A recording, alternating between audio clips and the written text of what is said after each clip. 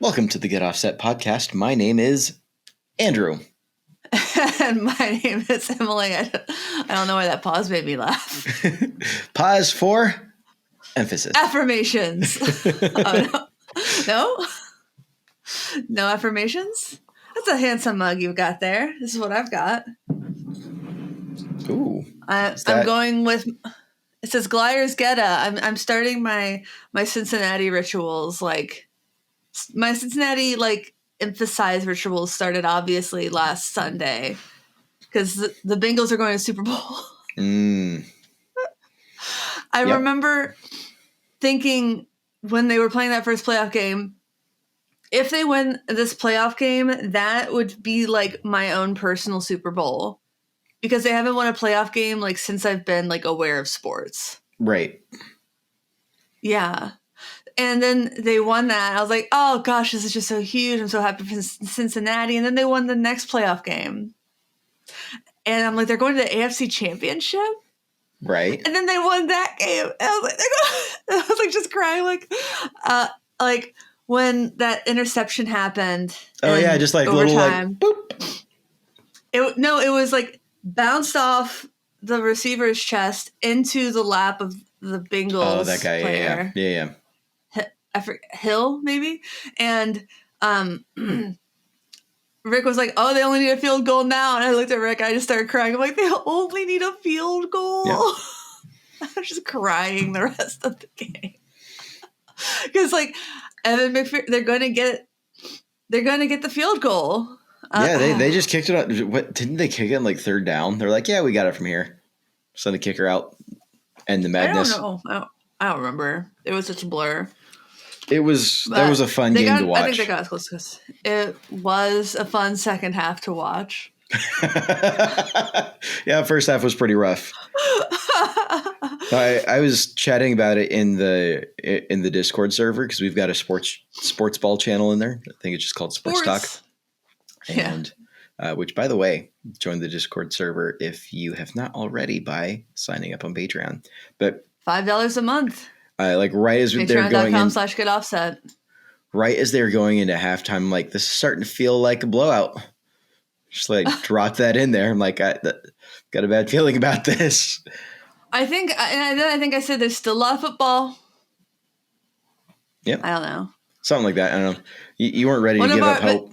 I was almost ready to turn it off. To quote my fellow Ohioan Bob Pollard, everybody's got to hold on hope. It's the last thing that's holding me. Yeah. One of the funnier things in the Sports Talk channel is that one of our Patreon supporters really wants the Bengals to lose consistently, and I haven't kicked him out yet. That's some wonderful self-control that you have. I know. I would be sad if you did, but I'd understand.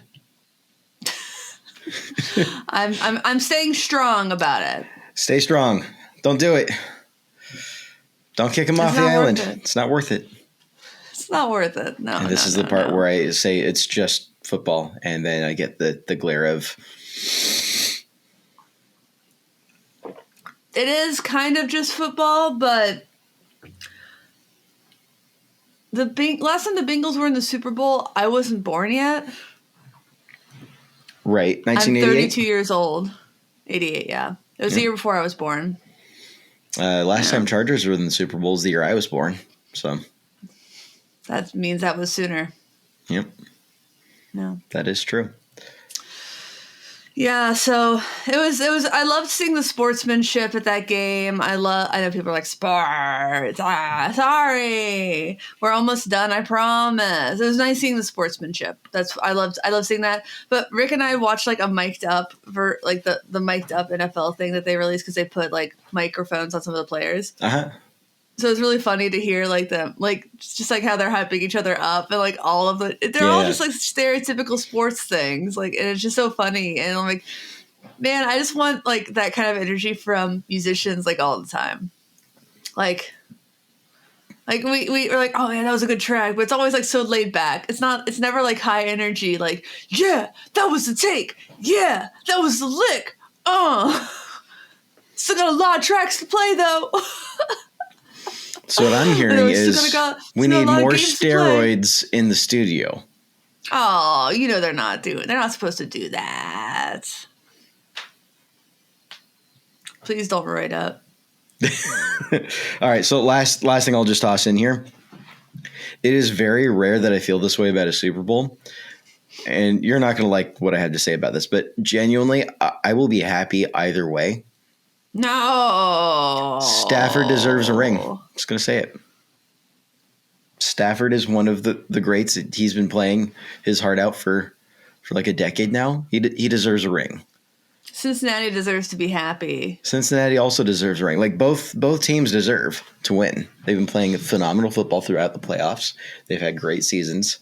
They've beat teams that they had on paper no right to beat. I mean, either team is a great Cinderella story here. So I will be very happy regardless. So I'm going to enjoy it. I don't want a home team to win. I think it's really weird that there's like a home team. Oh, I think that's great. For the second year in a row. It's weird. I think it's great. Whatever. Can you imagine LA just erupting? Which that would honestly make me a little extra happy, just out of spite to the Spanos family, who owns the Chargers, who decided it'd be a good idea to share the stadium with the Rams instead of just staying in San Diego, where they had their own stadium, their own fan base, and now they're in a city. Obviously, we're still musicians with their own studio. Yeah. No, I mean they're playing on somebody else's home turf who has made it to the Super Bowl twice now in the last few years. Yeah. They're not getting a fan base in LA. It's just not happening. And there's no reason to. So. And that's your team, dude. Screw you, Spanos. Anyways. Oh. I like your subtle product placement back there. For the podcast listeners, Andrew has a box of Cheez-Its on his hand. And I'm going to tease him about it. Okay, so the funny thing is I don't even like white cheddar Cheez-Its. We were watching TV in here the other day. So I've got the monitor on like a swivel, so swivel it out and just sit on the couch and watch TV. And Melissa was snacking on those and then left them. Oh, okay. All right. I couldn't remember if it was you or Rick who was talking about accidentally buying those. I guess it was you. I did not accidentally buy them. They were dropped on our doorstep by a family member who was like, "Here, you should have these." I'm like, I'd prefer not to. Processed carbohydrates. I don't need this. I'm trying to stay strong. I'm 1 week into an 8-week transformation challenge at the gym. So far, so good.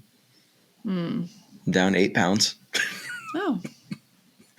And how much joy? Actually, no. I like meat. I like protein. Yeah.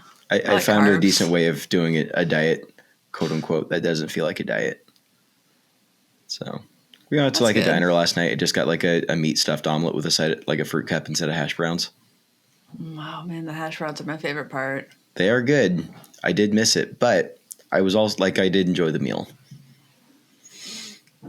I think that 8 pounds is mostly like water weight and bloat and stuff from last week. It often is.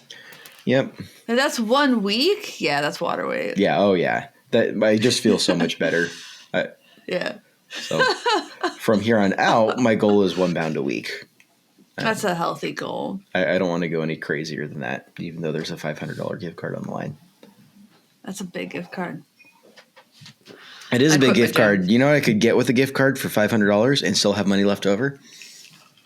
An excess V2 from an excess V2. I'd have excess left over from my gift card. Oh, but you can actually get 2 of these and get a T-shirt, or you can probably get 2 of these and an expression ramper. Ooh. This just dropped from Old Blood Noise Endeavors this past week, and I have a full demo on the YouTube channel if you all want to check it out. It is distortion and modulation, chorus, slapback delay, and a fifths delay, and you can run the distortion, which is I think based on a rat, and the modulation in series with the modulation either before or after the distortion or in parallel. So really just a ton of options. And I was so feeling this pedal, and I was really struggling to keep the demo from being like an hour long. Right. No, it sounds like that's I could use that as a fly rig by itself. Yeah. Pretty happily. I loved it.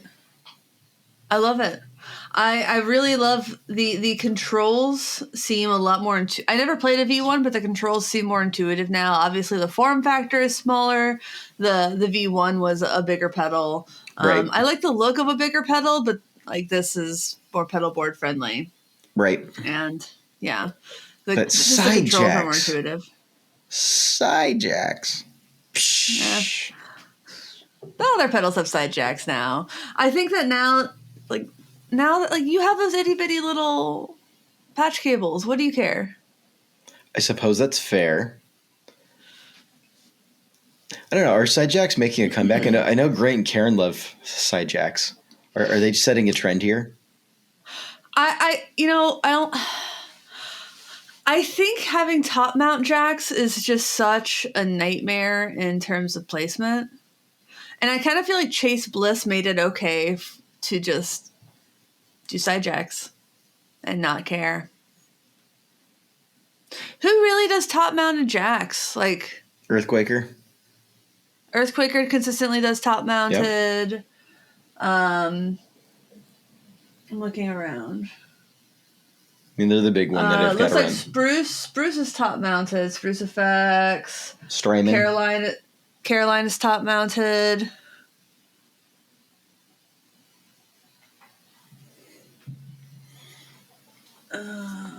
Well, let me see. What about bottom jacks? Are we ready for that conversation? So I don't think we're ready for that conversation. Why do I feel like I have a singular pedal that has a bottom mount jack? Maybe Z-Vex? Maybe. If you look at it sideways, you could think of it as a bottom jack. Maybe. What did I do with my Z-Vex pedal? I've got a Z-Vex pedal around here somewhere. You gave it to me. It did? Mm. Okay. Well, you loaned it to me, and then I was going to demo it. Mm. The distortion? Yeah. It's up there. Oh. Hi, buddy. You can't see it. It's up there on the corner. Aw. Okay, well, at least now I know. Yeah. I just had that. You ever have like one of those panic thoughts of like something you haven't thought about in forever, but all of a sudden it's like really important to know what the answer is? Yeah. All the time. Now we'll exchange it for the OC5. Fair. Which I've got sitting right there. Oh, hi, Carrie. Bye, Carrie. Man. Bye, Carrie. Bye, Care Bear. So, I have something new. Oh? I do. Here, I'm just going to take the plastic off. So, look, plastic won't reflect very well in this light. So, let me take it out of the package. Plastic off for a second. And ta-da! Oh, I know what those are. Those are UE fits. Well, they're not the whole UE fits. These are just the ear tips. Don't say it. They're just the ear tips. Just the tip. So they ship with medium tips. There's no good way around this. So they ship with medium tips, average. Yeah. Earpieces. Yeah. And I have smaller than average ears. And, I'm not ashamed to admit it. I drive a regular sized car. I'm just very secure with it. But the regular size tips, they fit, but they also slightly don't fit just enough. So my hope is got the size 0, the small ones, and I'm going to swap them out and see if they fit better. I figure, if it doesn't work, it doesn't work. And I can just put the other ones back on because at least the other ones fit well enough. I'm just kind of hoping for that extra bump. So I'm going to pop that off. I'm going to try not to lose track of which side is which. So UE Fits are they custom mold to your ear in 60 seconds using something called Lightform technology. So basically, it's like this polymer, so this plastic, this kind of a squishy plastic that interacts with LEDs just one time and kind of hardens to whatever shape it's molded in. And it's used in a variety of industries, and UE is the first to use it in earbuds. And Right. I think they have a patent for it, so probably the only ones. So they're the only ones who can do instant custom fitting earbuds. And now Andrew's waiting for me to stop talking so he can do this ASMR style. Let's see if it comes through. Yep, I heard it. There we go. All right, so I'm going to crack this sucker open. And there's a packet inside. I suppose I should probably read the instructions too. So there's the packet with the ear tips. Mm-hmm. The instructions are right here.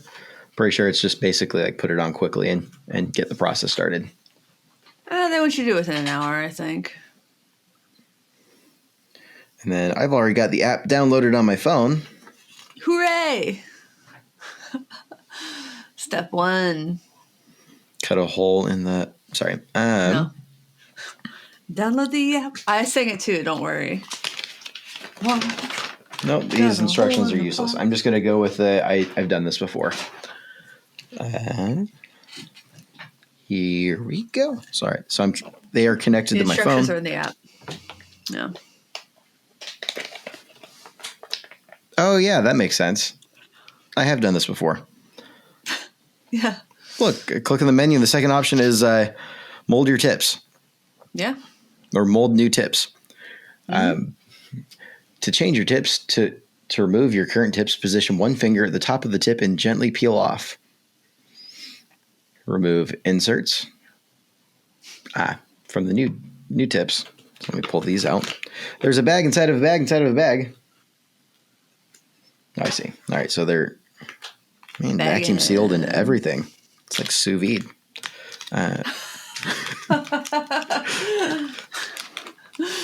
Sous vide earbuds.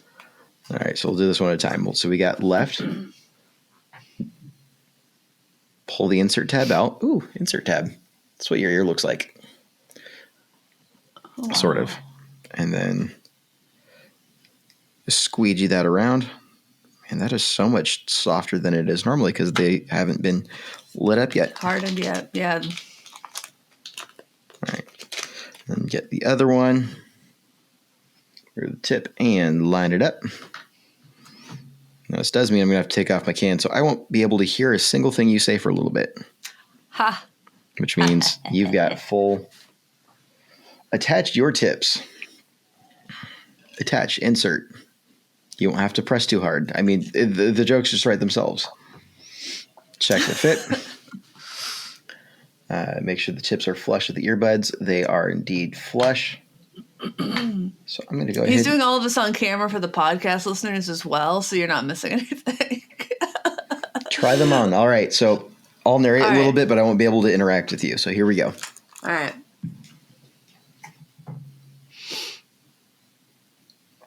So the podcast listeners, they're actually going to light up. So much better. Oh, already feels good. Well, the tip is too big. It just kind of hurts. Yeah, I know.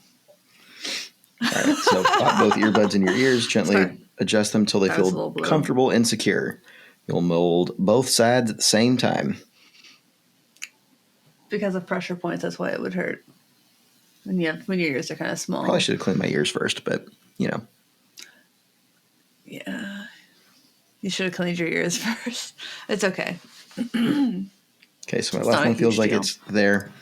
My right one's almost there. Yeah. Alrighty. Next, get ready. We'll do a quick sound test to ensure sound isolating fit before we mold. 2, we'll share some quick tips for achieving the best mold. And 3, the 60-second molding magic starts. Let's do this. And it says try standing in front of the mirror for this part, but camera works too. And he's gonna apply a little pressure, and then they're gonna light up. It's gonna be really cool. Don't wiggle them around like that. Just apply pressure, Andrew, you're supposed to apply a little bit of pressure to them. You're supposed to apply a little bit of pressure. Andrew, you're doing it wrong. That's why they didn't fit. Andrew, no. There you go. He figured it out. Creating your perfect fit in 3, 2, 1. Oh, you can see them light up. Oh, it's so cool. Does this count as a glow up? Yeah, that counts as a glow up. Nice. Turn your head. Turn your head. It's happening. In less than a minute, you'll have perfectly fitted earbuds. That's less time than it takes to make a cup of coffee, unless you're lazy like me. I used something called Jot this morning to make a nice coffee. It tastes honestly delicious. Not sponsored by Jot. Curing the ear tips to the unique shape of your ear. Your unique ear print. Affirmations. You can relax. Don't worry. You're doing great. You're doing great. Just a little bit longer. Not the first time I've heard that. Oh, God, this is a blue episode. This part shouldn't be so blue. Well, he's done this before, so. Oh, my God.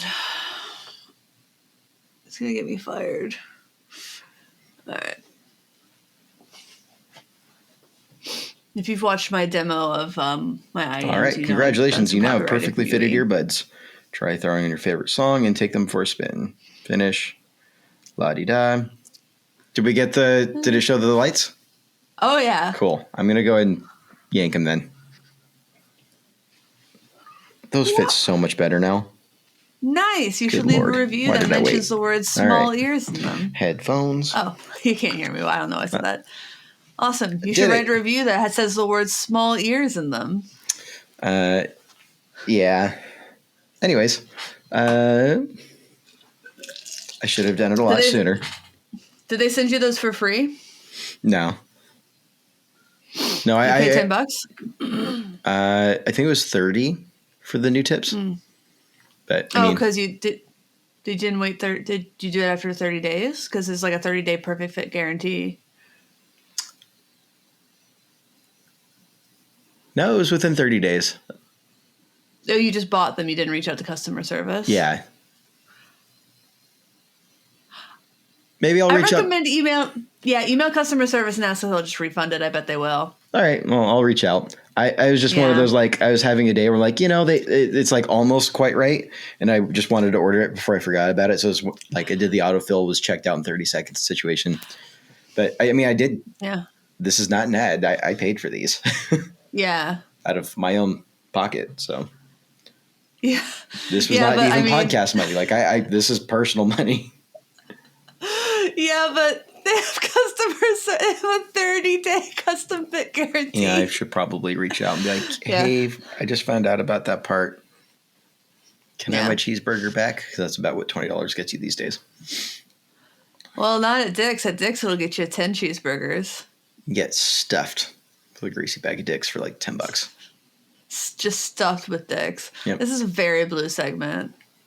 That segment shouldn't have been that blue. It's a little blue, dude. It's kind of blue for us. It is a little blue for us. A little blue for us. Man, but we were just talking about earbuds and cheeseburgers. That should be like so family friendly. I mean, yeah, it probably should be. That went down wrong. Man, it's... Sorry. I'm in middle school again. It started with a dick in a box joke. Yep. Then obviously went to just the tips just a few times. Right.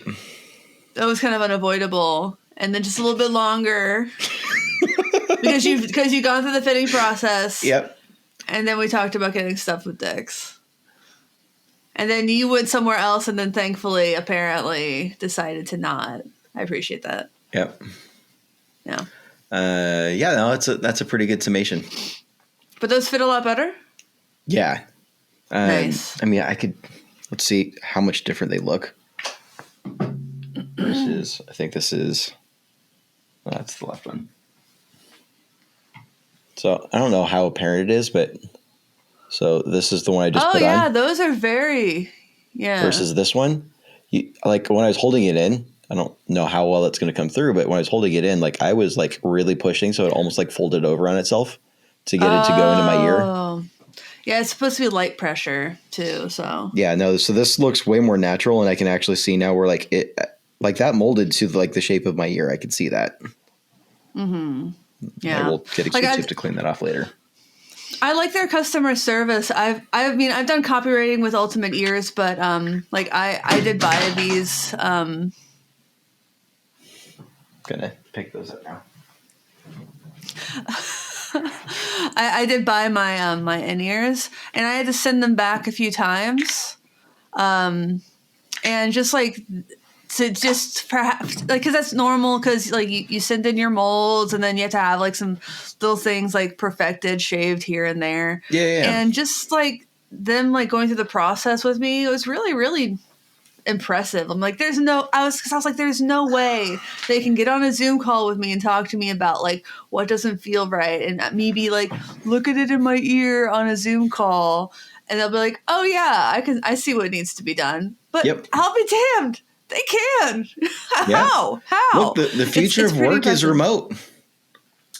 Yeah, but like I was just really like I thought I would need to like go through the molding process again. Like I thought I messed up the molding process, and they're like, oh no, we just need to see like how it kind of like fits on the outside, I guess, and like push it down and figure it out. Like it was, I don't know. I did have to send it back twice, but they paid for it both times. It came back really quickly, and now like obviously I wear them all the time. Nice. And then the fits, like I've said before, I bought those for Rick. I got a pair for me because I've done copywriting for them. So then I bought them for Rick. I bought them for my whole family for Christmas, and everybody seems to really love them. So, well, there you go. Yeah. Sometimes that's the problem with marketing, man. Sometimes you end up eating your own dog food. Like, sure. You're like, because you're just so ingrained in like the things, and you're like, man, this really is a cool thing. Yep. And I think that's one. I don't want to talk about marketing too much, but because people are like, oh, marketing sucks, it's so stupid. I'm like, yeah, but like, there's nothing harder than trying to do marketing for something that you think sucks. Right. When you're doing marketing for something that you actually think is really cool, it's so easy. Yep. And yeah. Like good product should sell itself. Yeah. It should be difficult to communicate a vision of why someone should use an item. Yeah, and that's why I really like. Yeah, that's why I really like my job, and because I get to do marketing with really cool companies that make really neat products that don't suck. Well, I mean, you convinced me. Yeah, I mean, I've come a long way. I used to have to do marketing for like children's clothes. I mean, that just writes itself. And a Groupon clone named Deal Chicken. Oh God, that was the worst. Corporate. Do they call like brainstorming meetings like, well, it's time to have a hatch? Like, let's hatch some ideas. Dude, this was the worst because I know that they named the company based on puns about like, our deals are cheap, cheap, cheap. Yep. And then they're like, you can't use chicken puns in the marketing. I'm like, then why the fuck did you do that?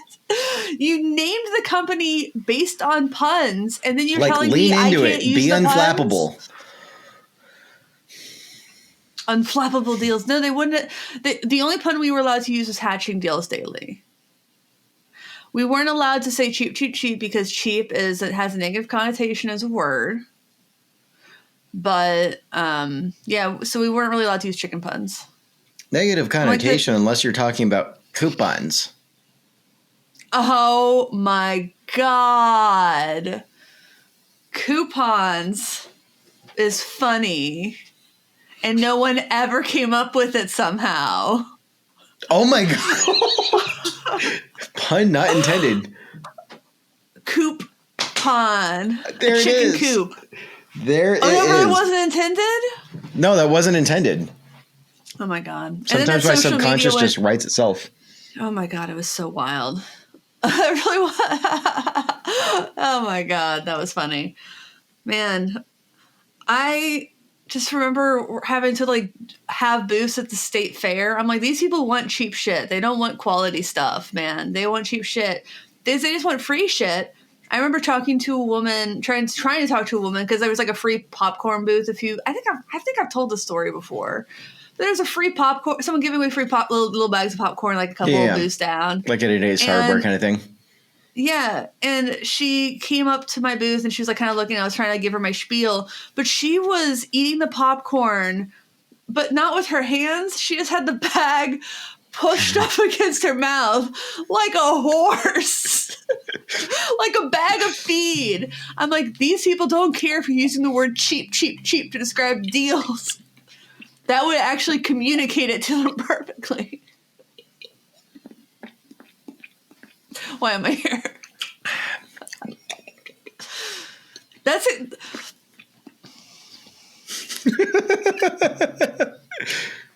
I mean, I'm not going to lie and say that I've never done something like that with popcorn, because like the beauty of popcorn is like, I know, but in public, you just stick your tongue into the bag and then like it, like it's sticky enough where it picks up the popcorn. I agree. But like while a stranger is trying to talk to you. Right. I mean, that's strange. I mean, it was already strange. Like, because I discovered that when I was in middle school and I was homeschooled. I thought it was the funniest thing, and it grossed my brother out.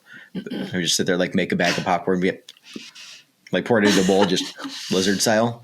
Like, have a gecko.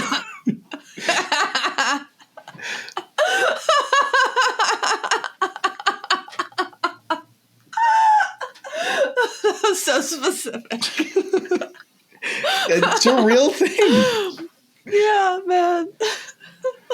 Some lizard people shit right there.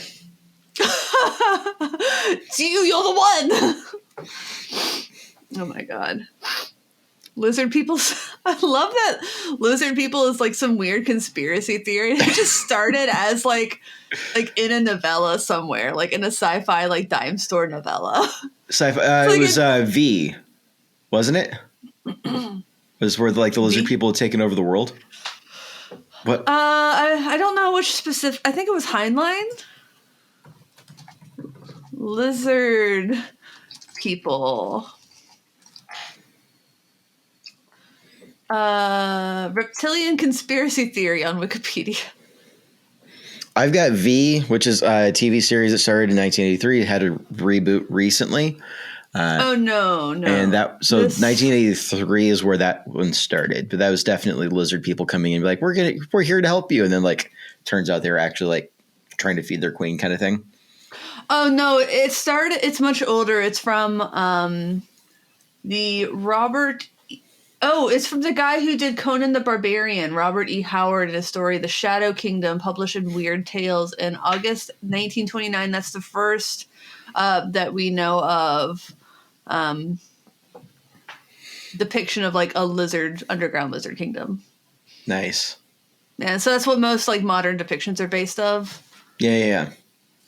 All right, that's fair. Yeah. So similar. I'm a fan. I mean, you just take one look at Zuck and you're like, oh, yep, those are people. That's a guy. Yeah. Well, hey, we're like 30 minutes into the episode, give or take, a little over. If you haven't had a glass of water since you started listening to this, you know what you should do right now? You should go get a glass of water. Pause the episode, stand up, stretch your legs. Or don't pause the episode. Just keep listening if you got earbuds. Like, stretch your legs, get some movement in. Take care of yourself, you know? Which is also my cue for I'll be back in 30 seconds. Oh my god, so much editing is going to go into this episode.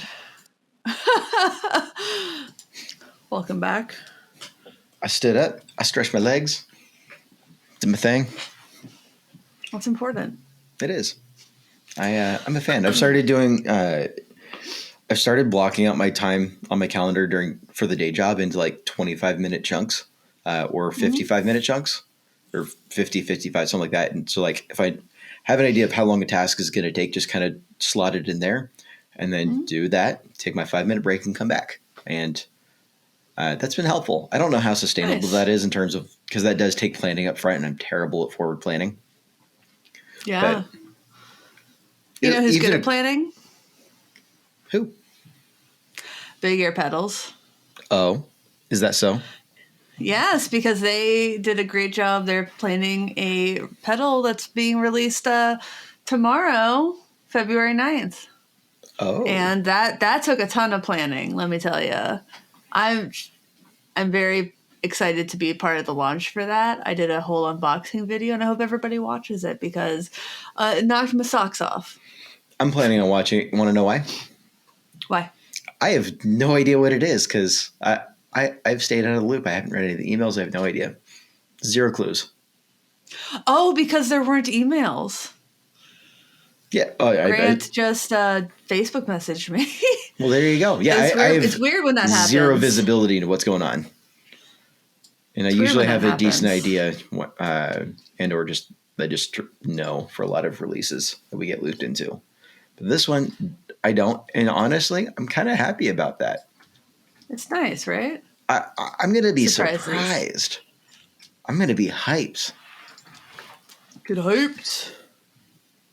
Cool. It's a good feeling. Sorry, I did cut you off, though. Thought I'd bring it back to guitars. No, that's all good. Bring back. I mean, I was about to bring it away from guitars entirely because I did an abomination at work the other day. Because thinking about the day job reminded me. I had a going away party for a couple of coworkers, and we did Costco cheese pizza, and then put brisket on top of that. Someone smoked a brisket, brought it in, just slices of brisket on top with a little bit of barbecue sauce. I took a couple slices, folded it up Sando style, and went for it. That sounds good. I like barbecue pizza. Yeah, that was unholy, but legendary all at the same time, and I have no regrets. No regrets. No regrets. No regrets. Regrets. I bet there are some people this week I think might have some regrets. They're owners of a website called HitPiece. Oh. And I hope they have regrets. They should have regrets. I doubt it, but they should. That sounds like a frightening name. What a stupid name. What a stupid name. So... I mean, I thought the hatching one was bad, but HitPiece is worse. Oh my God.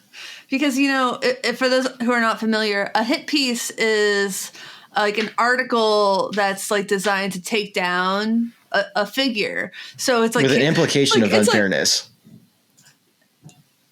I don't know if there's an implication of unfairness. I think it's just like absolutely just going to decimate somebody.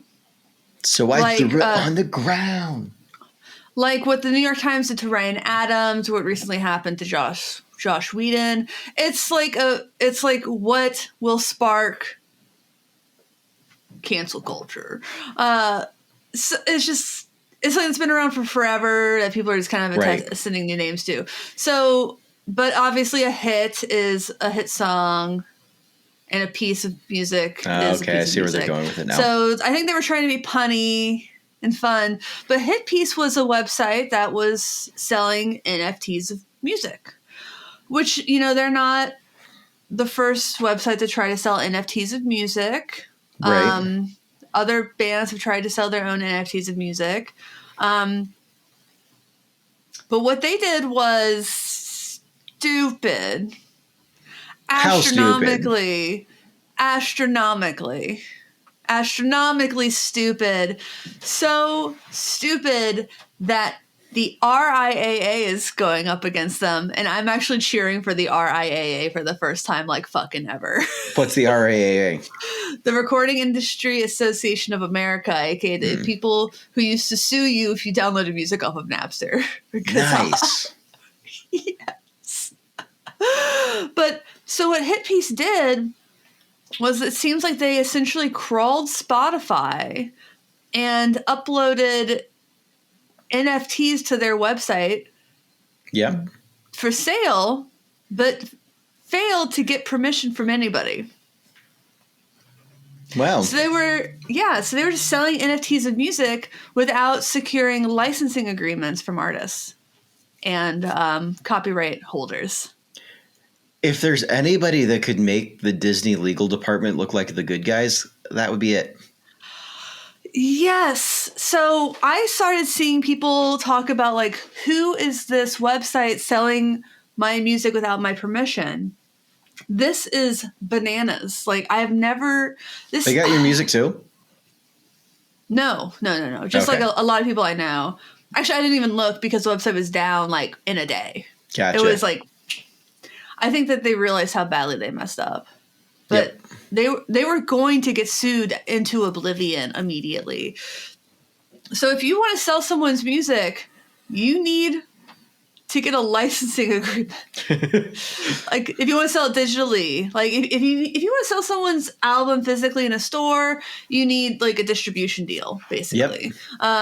Or if it's a small band and they just need to bring in copies of the record and they sell it basically on consignment. But the bigger the bands get digitally, you need digital distribution agreements that basically secures like everybody's rights.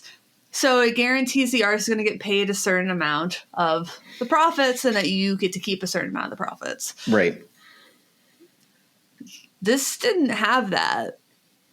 And what they were saying was their defense was basically the artists were always going to get paid. You just had to reach out to us. Yikes. That's like, hey, I borrowed your car. Hope you don't mind kind of energy. You're like, what? What? That's my car, dude. Yeah, I put that scratch in. If you ever noticed it, I was gonna pay you back if you ever noticed the scratch. You know, I was gonna fix it if you ever ever noticed it. Oh yeah, sorry, I drank the milk in the fridge. I was gonna replace it, but I was gonna wait until you asked. Yeah, that's the kind. Like, no. The onus is not on me to ask you. The onus is on you to ask me. I am the person with the power in this position and not you. You have it so twisted. I wonder, so like thinking ahead, like how they're going to possibly defend themselves in court. Cause I mean, they're going to have to at least try to cushion some of the blow. And in the back of my head, I'm like, all right, so if the defense would I could see the defense running around like, well, it's not the music, it's an NFT of the music. And kind of like try to create that proxy barrier. But then inevitably that's going to become self-defeating logic of it's just a copy paste, which is not what NFT dude bros are trying to they're like, no, it's not just copy paste. It's different. Now they're going to be like, well, it is. Claiming that they didn't actually sell any sound files. So what were they selling? The NFT. And but what the shit is an NFT then? So yeah, well, I mean, an NFT isn't a sound file, but so right, yeah. So that's is that where how they're going. Trying to get around. Yeah, they're trying to pull a legal loophole there. But in the process, they are self-admitting that the whole premise of NFT is dumb. It's a scam. The RIAA is literally arguing that it's a scam, and if the RIAA wins, I think that this might be like. This is going to be bad for NFTs. What is an NFT of music if it's not going to include a sound file? Right. I mean, it's splitting hairs. And it does include a sound file, but it's not going to be it's not a sound file. It's a like reading of a sound file or an encryption of a sound file. So therefore what you're getting isn't the sound file itself. And you just from a tech perspective, I see where they're going there, but they also know full well what they're doing isn't right, and they're trying to pull a fast one. Yeah. So there's no bones about that. Is suing them, but in the letter of the RIAA, I'm just going to read this.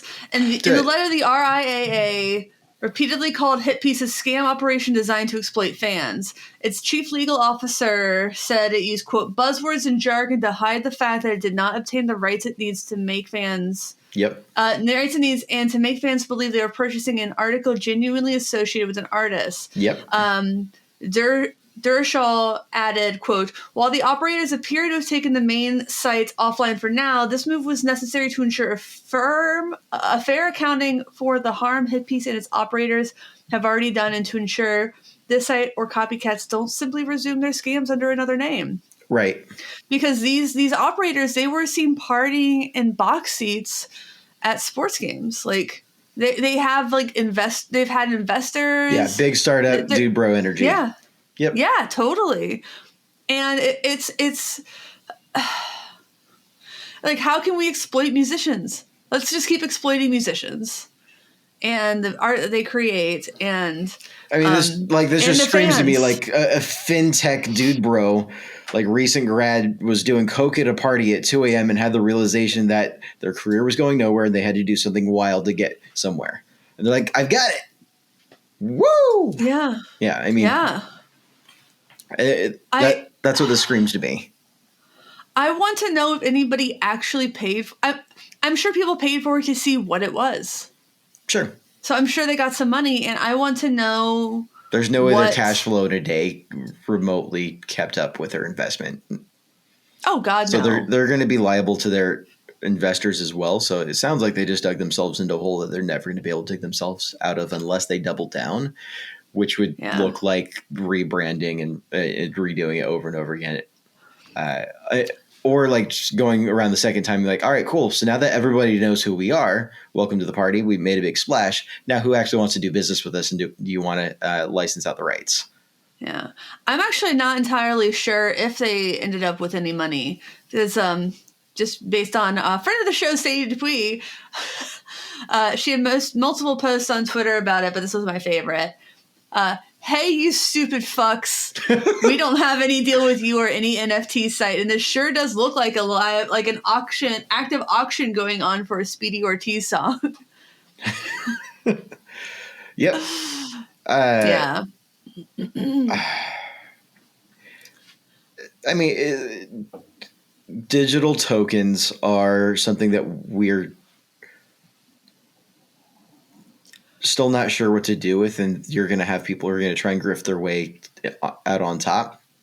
I mean, that's just the reality. So, I mean, grifting is between NFTs and cryptocurrency. Grifting has been a thing for the last decade. I mean, people have been scammed. That's not to say all of it's not legitimate, but with any sort of new technology like that, it's a buyer beware situation, which, I mean, I granted, I say that as someone who's been historically a late adopter of technology and someone who's typically skeptical. I don't want to buy the first generation of hardware. I want to wait and see for the second generation. That's kind of where my headspace tends to go with these sorts of things. But right, this is, I could see them actually being able to pull this off by pulling the, hey, so now that everybody knows who we are, who wants to actually start licensing out to us, if they can cushion the blow from the first round of lawsuits, and then everybody else is like, well, actually, no, that's a good idea. I like that. And we can make money. Let's do business. Yeah. Here's what their quote was on Twitter. Clearly we have HitPiece's quote. Clearly we have struck a nerve and are very eager to create the ideal experience for music fans. To be clear, artists get paid when digital goods are sold on HitPiece, like all beta products, blah, blah, blah, blah, blah. But that isn't how it works. And also, like, you focusing on ideal experiences for fans over what the rights of the artist are is bullshit. It's one thing if you're like selling memorabilia, then you don't have to have the artist involvement in that at all. But if you're selling, like, they know exactly what they're doing, and they might have like some loophole points, perhaps. Yep. The way contracts have been traditionally written, there have been issues with new technology and concerns with that. And like, for example, contracts for licensing in TV shows and movies, they didn't predict streaming.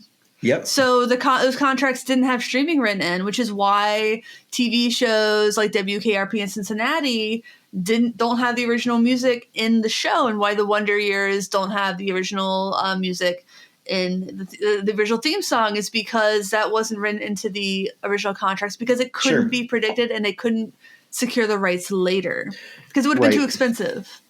And so that kind of you couldn't predict that. You couldn't predict NFTs. So now, like, after streaming, some lawyers have tried to get more vague with contracts, but you can't predict everything. You say things like all the known and unknown universe to just like cover your ass in situations. Yeah. yeah, and legalese, but I don't know how you protect against like streaming. Like I don't know what these contracts say, and I don't know what the That's going legalese to is depend against all contract to formats. contract for whether or not labels are going to be able to, if artists even have a say at this point, whether labels are going to be able to go into business with HitPiece moving forward. Because labels might go like, wait a minute, they made a huge splash. Let's look at their numbers for the first week. And HitPiece is going to go back to their investors and say, if you want to see your money back, you need to double down and give us more so we can fight the legal battle and then go into phase 2 of this operation. And this is where we make the real money. And I really hope not. I think that's exactly where it's going. And now you're going to have labels are going to say, sorry, artists, but we have the rights to your music based on your contract. We're going to go ahead and do this. And we're going to start generating NFTs to start selling because we've got a platform that's willing to partner with us that has a wide reach. Why would they need HitPiece to do that? It's a platform. What labels don't necessarily have the mining rigs necessary to generate those NFTs because it's not like it takes 5 minutes on a laptop. You need big rigs and a lot of. I mean, it's not eco-friendly at all. It takes a lot of energy to be able to do the calculation to do the encryption that goes into blockchain. So labels don't just have those mining warehouses laying around. So if Dubros, if this group of fintech Dubros took advantage of the fact that China shut down a lot of crypto a few months ago and that all the mining warehouses in China started offloading millions of dollars of hardware for really, really cheap just to make a little bit of money on the back end.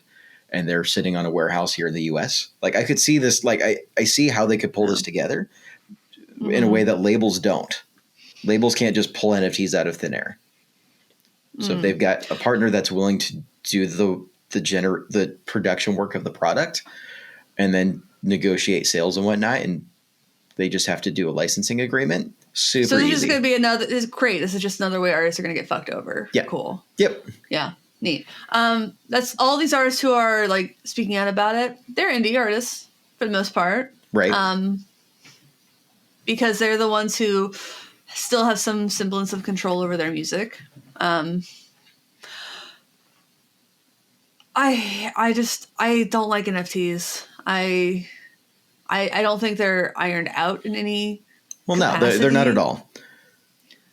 But they're not. They're going to be around, and people need to figure out what that means. And so, my encouragement to artists who are looking at signing labels or signing with labels right now, signing deals, ask those questions about not just streaming but also crypto. What is that? Where are their rights among with crypto generations of their content that they create? Who owns that? How does that get broken down? Because that's new territory, and those are the questions that people should be asking now. Really, the questions people should have been asking sooner. But this is a good wake up call to be like, oh, the future is here a lot sooner than any of us thought. Now, the other thing to consider there is, crypto has long term.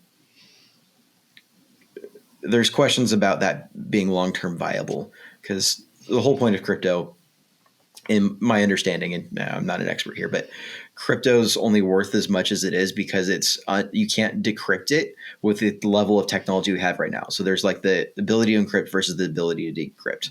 So if you lock it up and keep it nice and safe, you're all good to go and it's worth something. But the moment that technology catches up with the ability to decrypt, let's say with quantum computing hardware, suddenly you can decrypt all of this and it's all worth nothing overnight. So that's kind of that balance what we're looking at long term. But that's going to be a while. It's going to be a while before this thing. So the next decade, easily till 2030. This is the reality that we're going to have to wrap our heads around. And all content creators are going to have, whether it be music, whether it be art, this is the medium that people are going to start trying to figure out how to capitalize and take advantage of people. And if you don't want to be taken advantage of, get in front of it. Not to be all doomsday, but people just want to make music, man. Yep. And if you're not a musician per se, and you actually do want to help musicians and be like a good guy and good lady, a good person on that side of stuff, there's room for people to be good people, good lawyers, good managers, good agents. Right. There's room in this world for good humans. Because there's a lot of grifters out there. Because there, for every like good person, there's like 10 grifters. Yep. who just want to steal. There's so many people out there who just want to game the system because that's how it's. It's one of those don't hate the player, hate the game kind of situations. Yeah. But I hate you have to hate some of the players, yeah. Yeah, no, because I you agree. don't have to be like that. And I do hate the player, and I do hate the game, because you don't have to be like that. It's like when I was playing like kickball or whatever, and I would get mowed over by somebody. Like, yeah, he wasn't supposed to do that. I did hate the player because he was like, you know what happened to him for breaking the rules? He got a slap on the wrist, Right. Because that's ultimately what it comes down to is why you start to hate the players is because they found out that when they do break the rules, what happens to them? It's like what you're saying is going to happen to this company. You think nothing. Sure. They might lose a lot of money. I think they are going to lose a lot of money from phase 1, but there's a very apparent option for what a phase 2 looks like for them to be able to recuperate all of that and more. Yeah. So it's a calculated risk. Yeah. It's a waiting game. It is. I think it's a calculated risk. I think it's very unlikely that someone who's gone this far through this process is actually stupid. And that's where I'm very cautious of assuming that other people are stupid in a business environment. Oh man. There's a lot of people. I've seen some really stupid people. Sure. They're out there. I mean, stupid things happen, but if you assume that before you fully understand what the situation is, that's how you get taken advantage of. And I think this is one of those situations. So do you think that we all just played into their hands and gave them a bunch of free publicity? Yep. 1,000%. So you just handled it quietly with a lawyer. They didn't get the market value that they're hoping for, but they now have a name recognition. People are Googling them. They're getting sued. So it's scandalous. It's one of those, I see this as no publicity is bad publicity kind of moves. Ah, man, I don't know. You've got a whole bunch of investors' eyes on it all of a sudden. They're going, well, if we can help them double down, how much more money are we going to make back? It's startup culture. Maybe. I think that they probably expected some backlash, but not like quite the deluge. I think they probably expected some backlash from the artists. I don't think they expected to get sued by the RIAA. Why not? Because the RIAA, I don't. No one's dumb enough to believe that they could just sell other people's property without having backlash. That's not even a complicated. I'm not saying no backlash. Yeah, that's fair. I'm saying like the absolute level from artists and listeners, like being Twitter's villain for the day. Sure. Do you think they expected that? I wouldn't be surprised if they did, and if they're sitting here going, "Yep, plan's going exactly as we imagined." You can't plan for that, man. I would be less surprised if they had like contingencies. Sure. Like, here's what happens if this. Like, that's just good planning, and you should always have like you should have like your different PR levels of like here's what we would do for risk management, different levels, yeah. I don't think most people plan to have a launch, and because like the idea of like 4D chess is. I don't believe that most people play 4D chess. I don't think that most people play 4D chess like that, you know? I mean, I'm happy to be wrong. I'd prefer to be wrong, honestly.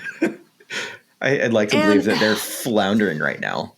Because, I mean... I don't know if... It's easier to play 4D chess, though, as someone entering a market than it is for, like, Spotify. We talked about Spotify last week. They kind of failed at their own 4D chess game.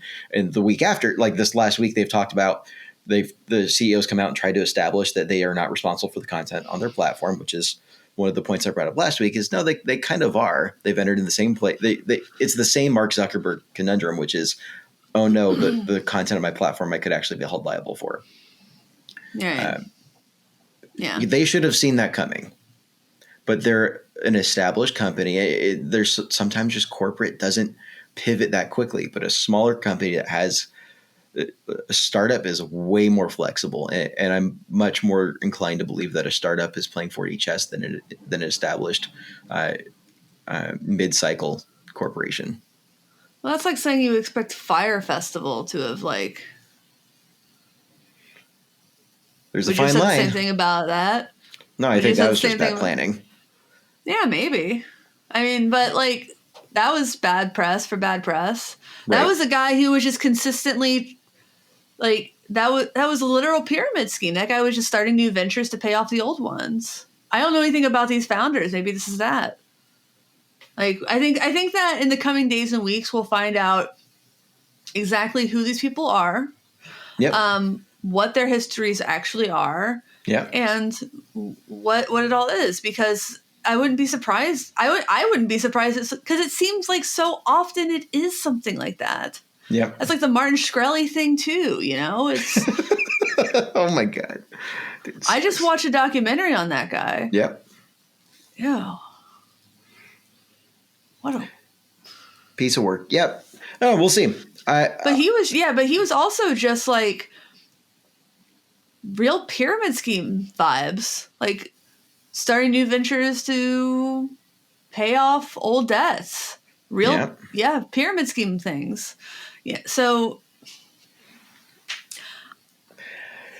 I don't want to give tech bros credit for being smart in there, because that's a problem that we have in this world, this America, this capitalistic society, is we tend to think that these tech giants, these CEOs, we think they're fucking geniuses. No. And they're not. I think for a lot of people that is the case. I mean, I don't know. I probably shouldn't talk too much about that, but I mean, I don't want to give them too much credit. But I guess it's just like we'll see what happens.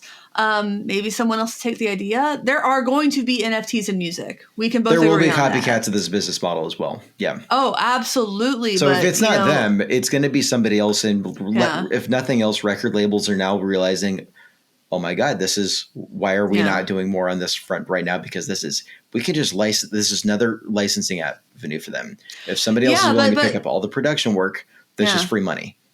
But if you want to talk about like companies that have already been sued and tried similar things and like doing things without permission, Groove Shark did that back in like the 2012 to 2015. Groove Shark was an early streaming platform based in America.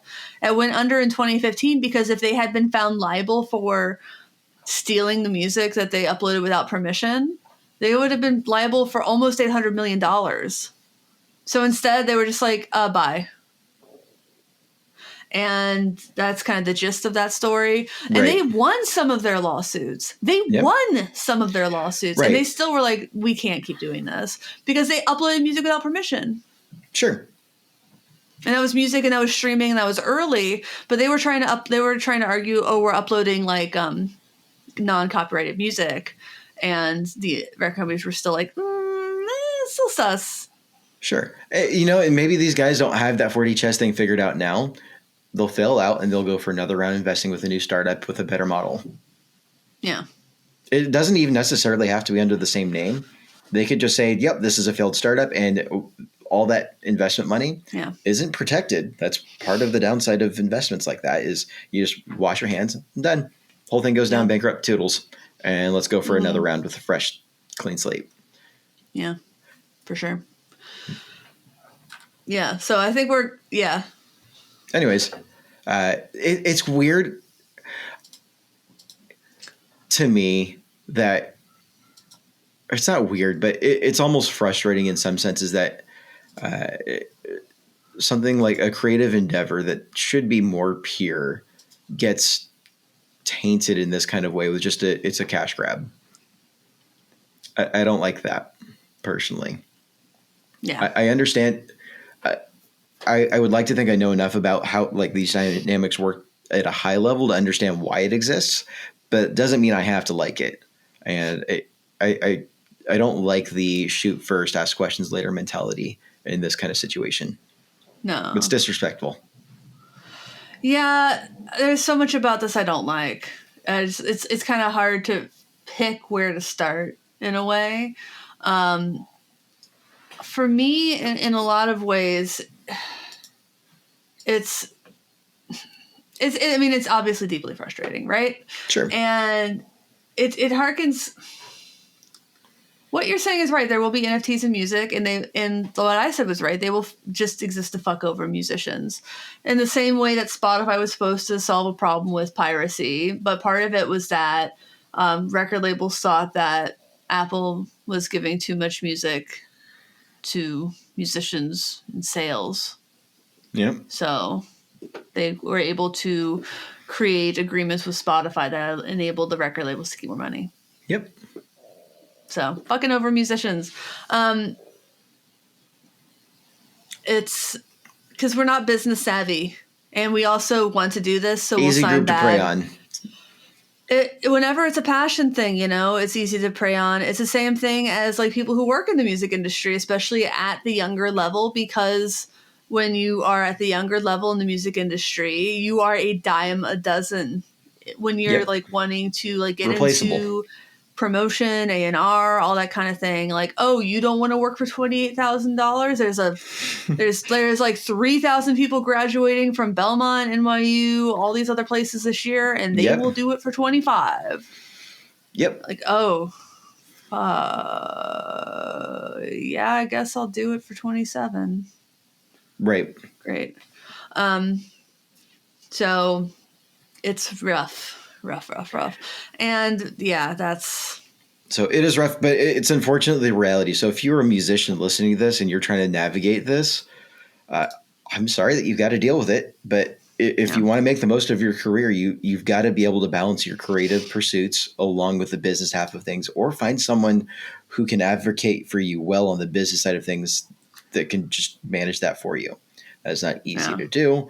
It's a lot easier if you've already got a presence, more money, but you also get that by signing deals with labels. And so there's a lot to manage there. But yeah, that's I'm sorry it sucks, but if you don't want to get screwed, this is what you got to do. Mm-hmm. Kind of thing. Yeah. Yep. That's what I got. All right. Well, to everybody out there, please like, comment, subscribe, leave reviews on iTunes, Spotify if you're still listening there. Yep. Wherever.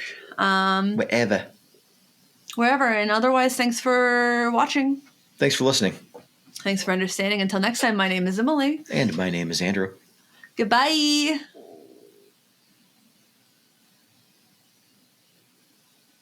Are you gonna? Oh, bye. Sorry, brain just went straight to space.